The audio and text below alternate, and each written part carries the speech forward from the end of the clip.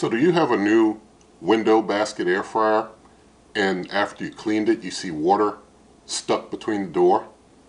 Well, I'm Darnell with Wave Oven Recipes.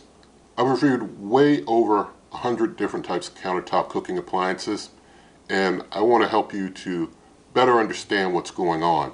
And so I explained it in a recent review, and so I'm going to just show you that clip. And I wanted to show you the window here because I cleaned mine off. The window has a little condensation in it. Do not worry about that. It's not going to mildew or anything like that. Think about the fact that all basket air fryers have some holes in the door. Even if they don't have a window, they have some holes somewhere, maybe top or bottom, but they have holes in the door. And so all basket air fryers get water trapped in between there. All of them get water trapped in here. It's just that you never see it in others, but you see it in this one. And some people get concerned. You should not be concerned because it's no different from the other basket air fryers. It's just you have a window so you can see what you're cooking.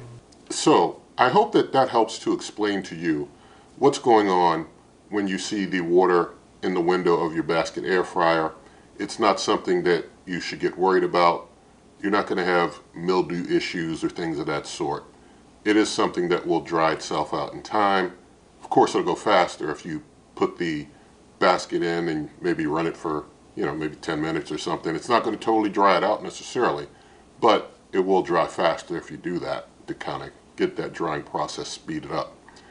So I do hope that helps.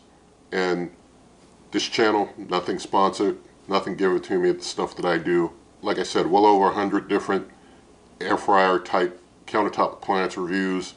Also, well over 950 different types of cooks and different types of videos showing you how to use these things. So I hope that you do enjoy other content here on the channel.